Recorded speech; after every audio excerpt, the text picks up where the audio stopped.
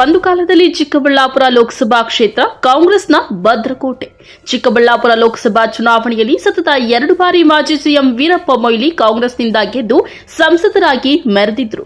3ನೇ ಬಾರಿ ಲೋಕಸಭಾ ಚುನಾವಣೆಯಲ್ಲಿ ಮೋದಿಯ ಅಲೆಯಲ್ಲಿ ಸೋಲು ಕಂಡು ಮೊದಲ ಬಾರಿಗೆ ಚಿಕ್ಕಬಳ್ಳಾಪುರ ಲೋಕಸಭಾ ಚುನಾವಣೆಯಲ್ಲಿ ಸಂಸದ ಬಿಎನ್ ಬಚ್ಚೇಗೌಡ ಗೆದ್ದು ಕಮಲ ಅರಳಿಸಿದ್ರು.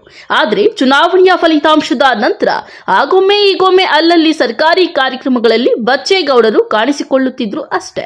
ಆದರೆ ಮಗ ಶರತ್ ಬಚ್ಚೇಗೌಡ ಯಾವಾಗ ಬಿಜೆಪಿ ಬಿಟ್ಟು ಕಾಂಗ್ರೆಸ್ ಪಕ್ಷಕ್ಕೆ ಸೇರ್ಪಡೆಯಾಗಿ ಶಾಸಕರಾದ ಮೇಲೆ ಬಚ್ಚೇಗೌಡರಿಗೆ ಬಿಜೆಪಿ ಮೇಲಿದ್ದ ಒಲವು ಕಾಂಗ್ರೆಸ್ ಕಡೆ ವಾಲಿದೆ.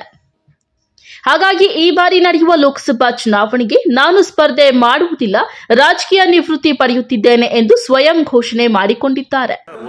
ಒಂದು ಇರೋದು ಹೇಳ್ಬಿಡ್ತೀನಿ, ನನ್ನ ಮಗ ಶಾಸಕನಾಗಿದ್ದಾನೆ ಶರತ್ ಬಚ್ಚೇಗೌಡ. ಅವರು ನನ್ನ ಬೀಗರು ಬಂದು ಗೌರಿಬಿದನೂರು ಶಾಸಕರಾಗಿದ್ದರು, ಇಂಡಿಪೆಂಡೆಂಟ್ ಆಗಿದ್ದರು. ಇವತ್ತು ಕಾಂಗ್ರೆಸ್ ಸದಸ್ಯರಾಗಿದ್ದಾರೆ, ಸಹ ಸದಸ್ಯರಾಗಿದ್ದಾರೆ, ಕೆಲಸ ಮಾಡ್ತಾ ಇದ್ದಾರೆ. ನಾನು ನನ್ನ ಅವಧಿ ಸಾಕು ಅಂತೇಳಿ ನಾನು ತೀರ್ಮಾನ ಮಾಡಿದ್ದೀನಿ.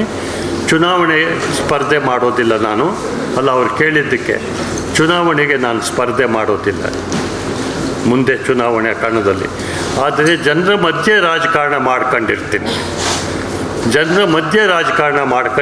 ಜನರಿಗೆ ನನ್ನ ಹಿತೈಷಿಗಳಿಗೆ ಸಹಾಯ ಮಾಡ್ತೀನಿ ರೀ, ಆಯಸ್ಸಿರೋವರೆಗೂ. ನಿಮ್ಮ ಬೆಂಬಲ ಯಾರಿಗಿದೆ ಸರ್? ಬಿಜೆಪಿಗ ಈ ಸಾರಿ ಲೋಕಸಭಾ ಚುನಾವಣೆಯಲ್ಲಿ ನಿಮ್ಮ ಬೆಂಬಲ ಯಾವ ಪಕ್ಷಕ್ಕೆ? ಯಾರನ್ನ ಕ್ಯಾಂಡಿಡೇಟ್ ಮಾಡ್ತೀರಿ ಸರ್? ನಾನು ಈಗೇನು ತೀರ್ಮಾನ ಮಾಡಿಲ್ಲ ರೀ ಆ ಬಗ್ಗೆ, ಮುಂದೆ ನೋಡೋಣ. ಅದು ಚುನಾವಣೆ ಘೋಷಣೆ ಆದಮೇಲೆ ಆ ಪ್ರಶ್ನೆ ಉದ್ಭವ ಆಗುತ್ತೆ. ಈಗಿರೋ ಯಥಾಸ್ಥಿತಿ, ಈಗ ಬಿಜೆಪಿನಲ್ಲಿದ್ದೀನಿ, ಮುಂದುವರಿತೀನಿ ನನ್ನ ಅವಧಿ ಇರೋವರೆಗೂ. ಮುಂದೆ ಆಗುವಂಥ ತೀರ್ಮಾನ ಇವತ್ತು ಹೇಳಲಿಕ್ಕೆ ಸಾಧ್ಯ ಇಲ್ಲ.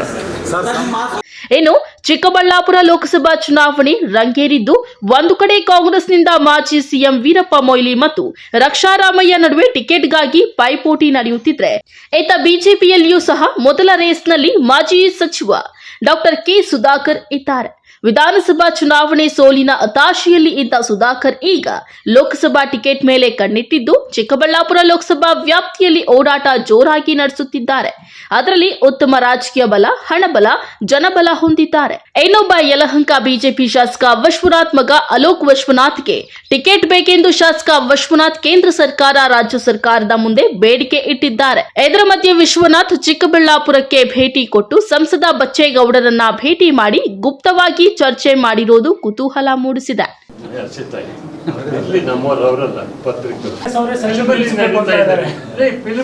ನಡೀತಾ ಇದೆ ಇವಾಗ. ರಕ್ಷಾರಾಮಯ್ಯ ಬದಲಾನೆ ಅಂತ ಹೇಳ್ತಾರೆ, ಒಬ್ಬೊಬ್ಬರ ಹೆಸರು ಒಬ್ಬೊಬ್ಬರು ಹೇಳ್ಕೊತಾರೆ.